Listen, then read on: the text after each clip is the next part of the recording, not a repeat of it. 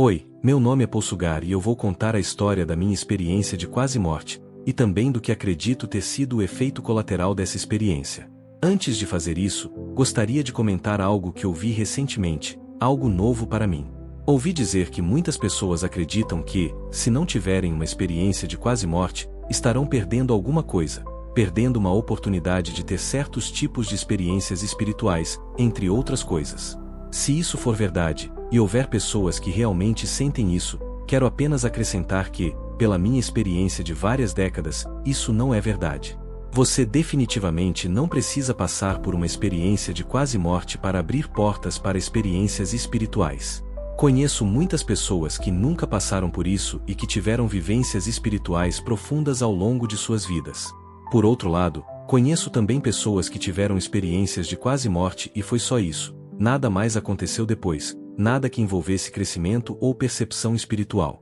Espero que isso esclareça para quem está se perguntando se esse tipo de experiência é necessário ou não. Voltando à minha experiência, foi no verão de 1969.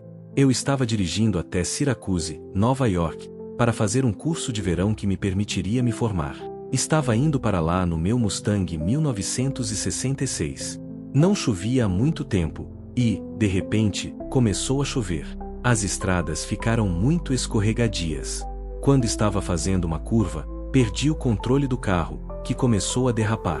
Estava a uma velocidade considerável, entre 100 e 110 km por hora, e não consegui retomar o controle. O carro começou a capotar. Segundo testemunhas, ele capotou 8 ou 9 vezes.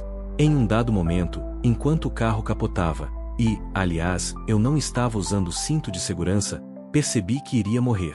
Então, soltei o volante e apenas esperei pelo inevitável, que achei ser a morte. Nesse instante, tive o que se chama de revisão da vida. Fui capaz de ver toda a minha trajetória, desde o nascimento até aquele momento e, inclusive, além, até a morte. Tive essa revisão completa da minha vida. Mas, para minha surpresa, eu não morri. O carro parou de capotar. Algumas pessoas pararam para me ajudar, e a verdade é que eu sequer fiquei ferido. Tive apenas um pequeno arranhão na parte inferior das costas. Foi realmente um milagre. Mas o mais interessante para mim foi o que aconteceu depois. Eu tinha 21 anos, recém-formado na faculdade, e havia começado a lidar com o medo que me acompanhava desde sempre, o medo de morrer. Curiosamente, quase imediatamente após essa experiência, ao chegar em Syracuse e me matricular no curso, eu também fui ao festival de Woodstock, que aconteceu perto dali. Quando voltei de Woodstock, fui visitar uma ex-namorada. Ela tinha começado a participar de 2 grupos de meditação, um de yoga, baseado nas tradições orientais, e outro de cabala, baseado nas tradições místicas ocidentais do judaísmo. Conversei com ela sobre meu medo da morte, e ela disse que tinha certeza de que, se eu participasse desses grupos de estudo e começasse a meditar, usando tanto o enfoque oriental quanto o ocidental, eu teria a chance de superar esse medo. E foi o que fiz. Ao entrar nos 2 grupos, comecei a ter experiências muito interessantes, especialmente com a cabala. Apesar de ser judeu, a cabala não é restrita aos judeus. É considerada a tradição interior, esotérica do judaísmo, mas há muitas pessoas no mundo todo que estudam e praticam a cabala. Ela é uma explicação de como o universo funciona, do que ele é e qual é a nossa relação com ele. Comecei a ler tudo o que podia sobre cabala, tentando entender intelectualmente. Estava absorvendo boas ideias, mas tudo mudou mesmo quando comecei a usar o sistema simbólico da cabala. A árvore da vida, um diagrama com 10 círculos, Sefirot, conectados por 22 caminhos. Se você pesquisar no Google por árvore da vida cabalística, verá como ela é. Ela representa simbolicamente o universo, tanto o macrocosmo, o universo exterior, quanto o microcosmo, o universo interior. E o que descobri é que os dois são espelhos um do outro. Existe aquela velha máxima, assim como é acima, é abaixo, e isso se confirmou para mim. Nosso universo interior é um reflexo direto do exterior, e vice-versa. Quando comecei a meditar sobre esses símbolos, comecei a ter experiências muito profundas, inclusive estados alterados de consciência. Através dessas meditações, comecei a ter experiências fora do corpo, visões e até o que pareciam ser lembranças de vidas passadas. Tenho uma teoria pessoal sobre vidas passadas, diferente das aceitas por aí, mas uso o termo por praticidade. Nessas experiências, visitava civilizações antigas, talvez fossem minhas próprias memórias ou talvez fossem lembranças presentes em um campo coletivo de conhecimento, o inconsciente universal. Também tive visões de cunho religioso. Nelas, costumava encontrar e conversar com Jesus. Ele era a figura principal com quem eu interagia nessas experiências fora do corpo. Além disso, tive experiências de clarividência, clareaudiência e o que hoje chamamos de visão remota. Porém, minha forma de visão remota era muito diferente daquela usada no projeto Stargate da CIA, iniciado nos anos 70.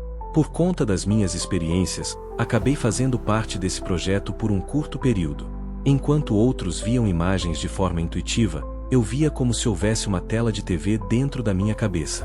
Com foco e atenção, eu conseguia visitar qualquer lugar do planeta. Era como mudar de canal com a mente. Anos depois, ao contar essa história a alguém, fui apresentado a um recrutador do Stargate. Mesmo tendo entrado nesse projeto, minhas experiências pessoais se tornaram tão mais fascinantes que não permaneci muito tempo. Meus momentos fora do corpo continuaram, e eu acordava consciente, fora do corpo, com plena noção do que estava acontecendo. Nessas ocasiões, era levado a uma espécie de universidade, que algumas pessoas chamam de planos internos, onde frequentava aulas. Isso durou uns 20 anos.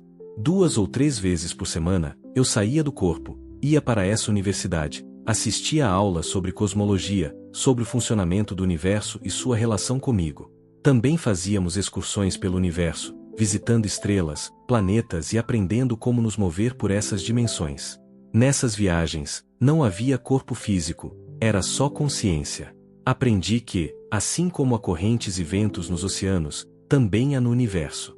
E para navegar por eles, é preciso foco total. Às vezes, eu ia sozinho, às vezes com colegas. Sempre havia professores, alguns humanos, outros não, ensinando sobre o funcionamento do universo, como compreendê-lo e aplicá-lo à vida terrena. Vi que cada estrela ou planeta tinha múltiplas dimensões, e que eu podia formar um corpo com a substância de cada dimensão, habitar esse corpo e matricular-me naquele plano. Minha especialização nessa universidade era o estudo do universo.